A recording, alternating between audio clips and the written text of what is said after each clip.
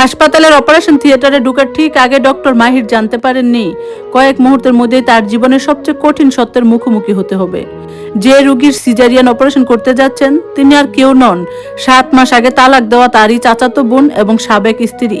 নার্সের তাড়াহুড়া করা কণ্ঠে ভেসে এলো, ডক্টর মাহির, জরুরি রোগী এসেছে, সময়ের আগেই প্রসব ব্যথা উঠেছে, গর্ভের বয়স 9 মাসও নয়। রোগীর সঙ্গে শুধুমাত্র পাশের বাসার এক খালা এসেছেন, আমাদের এখানে আগে কোনো চেক আপও করাননি। এক মুহূর্ত দেরি করলেন না মাহির, দ্রুত অপারেশন থিয়েটারে ঢুকে হাত ধুয়ে জীবাণুমুক্ত গাউন পরে নিলেন। রোগীকে স্পাইনাল অ্যানেস্থেসিয়া দেওয়া হয়েছে, মুখের সামনে সবুজ পর্দা টানানো, মনিটরে অনবরত বেজে চলছে অনাগত শিশু হৃদয় স্পন্দনের শব্দ। মাহির শান্ত গলায় বললেন, আসসালামু আলাইকুম, আমি ডক্টর মাহির, ভয় পাবেন না, ইনশাল্লাহ আপনার বাচ্চাকে নিরাপদে পৃথিবীতে নিয়ে আসব। তিনি পরীক্ষা শুরু করতে পর্দার উপাস থেকে খুব পরিচিত কাপা একটা কণ্ঠ ভেসে এলো। মাহির শরীরটা যেন মুহূর্তে জমে গেল, কাপা হাতে পর্দার একপাশে সরাতে তার বুকের ভেতরটা হাহাকার করে উঠল। সামনে শুয়ে আছে সাবিহা, তার চাচাতো বোন, তার সাবেক স্ত্রী, 7 মাস আগে যাকে তিনি নিজের জীবন থেকে এক মুহূর্তে সরিয়ে দিয়েছিলেন। সাবিয়ার মুখটা ফ্যাকাশে, কপাল ভেজা ঘামে, এলোমেলো চুল গাল ছুঁয়ে আছে, আর সেই দুটো চোখ, যে চোখ একদিন শুধু তাকেই দেখে স্বপ্ন বুনত, আজ সেখানে শুধু আতঙ্ক, অসহায়ত্ব আর জমে থাকা অশ্রু। শেষবার তিনি সাবিয়াকে দেখেছিলেন 7 মাস আগে, সেদিনও এমনই উত্তপ্ত পরিবেশ ছিল। 2 বছরের সংসার, কিন্তু সন্তান না হয় প্রতিদিন একটু একটু করে দূরত্ব বেড়েছিল। আত্মীয় স্বজনের কটূক্তি, মানুষের প্রশ্ন, পরিবারের চাপ, সবকিছুর রাগ গিয়ে পড়তো সাবিহার উপর। রাগের মাথায় মাহির বলেছিল, তুমি কোনোদিন মা হতে পারবে না, এই সংসারের কোনো ভবিষ্যৎ নেই। সাবিহা কোনো উত্তর দেয়নি, চোখের পানি মুছে চুপচাপ নিজের কাপড় গুছিয়ে বাবার বাড়ি চলে গিয়েছিল। কয়েকদিন পর মাহির তালাক পাঠিয়ে দেয়, একবারও খোঁজ নেয়নি, একবারও জানতে চাননি সাবিহা কেমন আছে। আজ সেই মানুষটাই তার সামনে শুয়ে আছে, আর তার গর্ভে পূর্ণ সময়ের সন্তান। মাহিরের মাথার ভেতরে যেন বজ্রপাত হলো। 7 মাস আগে তালাক, আর সন্তান প্রায় 9 মাসের।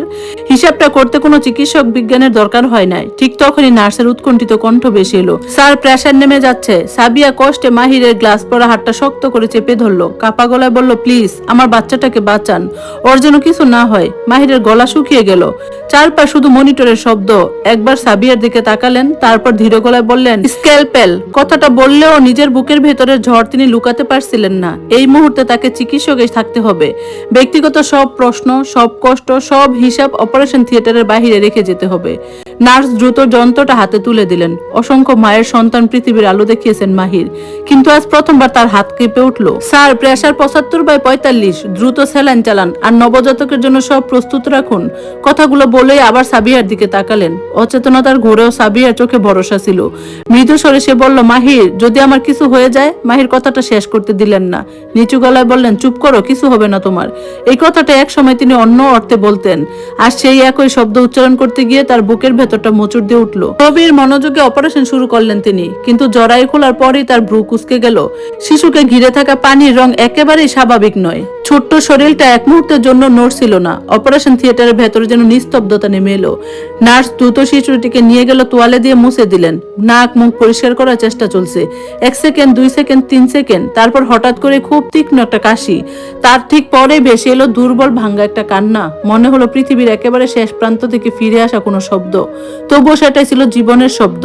শিশুটি বেঁচে আছে, দ্রুত নিউনেটাল ইউনিটে পাঠান। মাহির শান্ত গলায় বলল, ওর ওজন খুবই কম, শ্বাস প্রশ্বাসও স্বাভাবিক না, এখনই ইনকিউবেটরে রাখতে হবে। শিশুটিকে নিয়ে যাওয়ার আগে অজান্তেই একবার তাকালেন তিনি, মাত্র কয়েক সেকেন্ড, কিন্তু সেই কয়েক সেকেন্ডে যেন তার পুরো পৃথিবী বদলে দিল। ছোট্ট নাকটা একেবারে তার ছোটবেলার মতো, ভ্রু মাঝের হালকা বাসটাও যেন হুবহুব তারই। এই মুখ চিনতে কোনো পরীক্ষার দরকার নেই, এ যেন তারই আরেকটি ছোট্ট প্রতিছবি। এদিকে সাবিয়ার চোখ বেয়ে নিঃশব্দে পানি গড়িয়ে পড়ছে। ক্লান্ত কণ্ঠে সে জিজ্ঞেস করলো, আমার বাচ্চাটা ভালো আছে? মাহির তার দিকে তাকাতে পারছিল না। হাতের কাজ শেষ করতে করতেই বললেন, পূর্ণ সময়ের আগে জন্ম হয়েছে, ওজনও খুব কম, আপাতত ইনকিউবেটরে রাখতে হবে, এখনো ঝুঁকি পুরোপুরি কাটেনি, তবে আলহামদুলিল্লাহ ও বেঁচে আছে। কিছুক্ষণ নীরব থাকার পর সাবিয়া খুব আস্তে বলল, আমি ওর নাম রেখেছি ইউসুফ। মাহিরের হাত থেমে গেল। 2য় মাস থেকে এই নামটি ঠিক করে রেখেছিলাম। মুহূর্তেই সব হিসাব মিলাতে শুরু করলো। 2য় মাস, তার মানে তখনও সাবিয়া তার সঙ্গেই ছিল। যেদিন তিনি রাগের মাথায় বলেছিলেন, তুমি কোনোদিন মা হতে পারবে না, সেদিনও সাবিয়ার গর্ভে তাদের সন্তান বেড়ে উঠেছিল।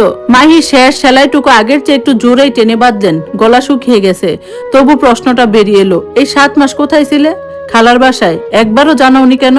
সাবিয়া ধীরে ধীরে চোখ মেলে তার দিকে তাকালো। সেই দৃষ্টিতে আর ভয় ছিল না, ছিল শুধু গভীর অভিমান আর ঘৃণার ছাপ। আপনি কি কখনো জানতে চেয়েছিলেন? মাহির চুপ। সাবিয়া আবার বলল, আমাকে বন্ধা ভেবে তালাক দিলেন, ফোন বন্ধ করে চলে গেলেন, একবারও খোঁজ নিলেন না। তাহলে আমি কেন আপনার পেছনে ঘুরে বলবো? থামুন, আমি আপনার সন্তানের মা হতে চলছি। মাহিরের কাছে কোনো উত্তর ছিল না, শুধু মনিটরে নিয়মিত বিপ বিপ শব্দ ভেসে আসছিল। তিনি ধীরে ধীরে গ্লাভস খুলে ফেললেন, ডাস্টবিনে ফেলে অপারেশন থিয়েটার থেকে বেরিয়ে গেলেন। পেছনে রয়ে গেল সাবিহা, রয়ে গেল তার সদ্যজাত ছেলে, আর অপারেশন থিয়েটারের জীবাণুনাশকের তীব্র গন্ধ। করিডোরে এসে ঠান্ডা দেয়ালে পিঠ থেকে দাঁড়িয়ে পড়লেন মাহির। অনেক বছর পর তার মনে হলো আজ যদি কাঁদতে পারতেন। ঠিক তখন একজন নার্স বাহিরে এসে বললেন, স্যার, বাচ্চাকে ইনকিউবেটরে ভর্তি করার কাজ অভিভাবকেরই সই লাগবে। রোগীর পরিবারে কেউ এসেছেন? মাহির ধীরে ধীরে মুখ তুলে তাকালেন, শুকনো গলায় বললেন, কেউ নেই।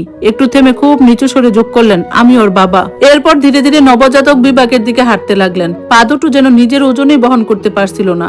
নবজাতক নিবিড় পরিচর্যা কক্ষটা বেশ উষ্ণ, চারিদিকে জীবাণুনাশকের গন্ধ। সারি সারি ইনকিউবেটরের ভিতরে ছোট্ট ছোট্ট প্রাণ মৃত্যুর সঙ্গে লড়ছে, প্রতিটি শিশুরই আলাদা গল্প। মাহির এসে থামলেন 4 নম্বর ইনকিউবেটরের সামনে। হলুদ রঙের জীবাণুমুক্ত গাউন পরে কাচের উপাশে দাঁড়িয়ে শুধু তাকিয়ে রইলেন। ইউসুফ শান্ত হয়ে শুয়ে আছে, নাকে ছোট্ট অক্সিজেনের নল, বুকটা খুব দ্রুত উঠানামা করছে। শরীর জুড়ে ছোট ছোট তার আর মনিটরের সংযোগ। শিশু বিশেষজ্ঞ চিকিৎসক তার দিকে তাকিয়ে বলল, ডক্টর মাহির, আপনি তো সবই জানেন। বাচ্চাটা সময়ের আগে জন্মেছে, ওর ওজন কম, আগামী 48 ঘন্টায় সবচেয়ে গুরুত্বপূর্ণ, আল্লাহর কাছে দোয়া করুন।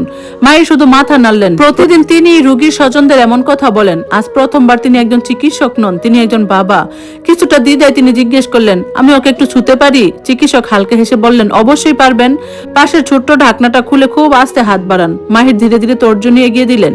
এই আঙ্গুলেই কিছুক্ষণ আগে অস্ত্রোপচার করেছিল। ছোট ইউসুফের হাতের তালুতে আঙ্গুলটা ছোঁয়াতেই এক নিমিষে সেই ক্ষুদ্র হাতটা তার আঙ্গুলে শক্ত করে আঁকড়ে ধরলো।